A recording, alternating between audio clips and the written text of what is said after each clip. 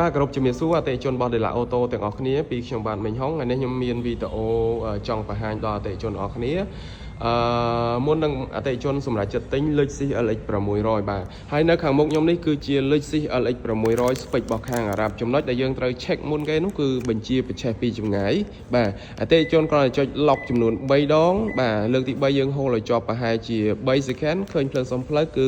ឡានចាប់ផ្ដើម start ម៉ាស៊ីនអតិថិជនបាទអតិថិជន complete test នៅ option មួយនេះដោយសារ option មួយនេះគឺបានលាក់នៅខាងក្នុងរថយន្តតែម្ដងបាទហើយបើយើងចង់ផលិតវិញយើងអាចចុចlock hole ឲ្យជាប់មកគឺឡានលោតហើយបាទចំណុចពិសេសទី2បាទចំណុចពិសេសទី2អតិថិជនអាចមើលនៅខាងក្នុងនេះរៀងច្បាស់ជាងបាទនៅពេលដែលយើងបើកទ្វារមកភ្លើង welcome light គឺស្អាតមែនតើណាបងប្អូនបាទនេះអតិថិជនឃើញទេបាទឥឡូវយើងមកមើលជាក់ស្ដែងបាទដោយសារតែនៅនេះរៀងភ្លឺអតិថិជនយើងមើលអត់ឃើញទេយើងតយកដៃមកដាក់អញ្ចេះបាទគឺភ្លើងស្អាតមែនតើមិនមែនមានតែប៉ុណ្្នឹងទេគឺភ្លើងមកឆ្វាចមកខាងក្រោមនេះគឺមានភាពស្រស់ស្អាតខ្លាំងមែនតើតែម្ដងបាទទី2អតិថិជនអាច check មើលជាមួយនឹង body បាទគឺមាន body នេះមួយហើយនឹងមានឈ្នាន់ក្រមេអតិថិជនបាទអតិថិជន complete check មើលនៅកន្លែងហ្នឹងផងដែរអ្វីដែលសំខាន់ជាងហ្នឹងទៅទៀតគឺយ៉ានកង់មានរង្វង់រហូតដល់22អិញបាទនេះគឺជាចំណុចពិសេសហើយសម្រាប់ផ្នែកខាងក្រោយបាទសម្រាប់ផ្នែកខាងក្រោយបាទសម្រាប់ផ្នែកខាងក្រោយគឺនៅពេលដែលយើងបើកមកគឺឃើញភ្លើងនៅកន្លែងនេះគឺយើងអាចដូរពណ៌បាន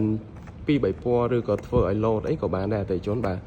មួយវិញទៀតអ្វីដែលសំខាន់គឺនៅក្នុងនេះគឺមានកេសមួយសម្រាប់អតិថិជន unboxing ផ្ទាល់តែម្ដងបាទនេះគឺជាប្រភេទឡានខ្លាញ់គោបាទអតិថិជនអាច unboxing ខ្លួនឯងបានសម្រាប់ផ្នែកខាងក្នុងគ្រាន់តែបើកមកភ្លាមគឺអតិថិជនឃើញហើយគឺមានបាស logo Mark Levinson គឺមានបាសរហូតដល់25គ្រាប់គឺមាន 3D surround sound អញ្ចឹងអតិថិជនជ្រើសរើសមកគ្រឿង LX 600នេះគឺនៅពេលដែលអតិថិជនបើក entertainment ស្ដាប់គឺមានអារម្មណ៍ថាដូចនៅក្នុងក្លឹបអញ្ចឹងបាទគឺមានអារម្មណ៍ថាវារងំពីរោះមែនតើហ្មងបងប្អូនបាទ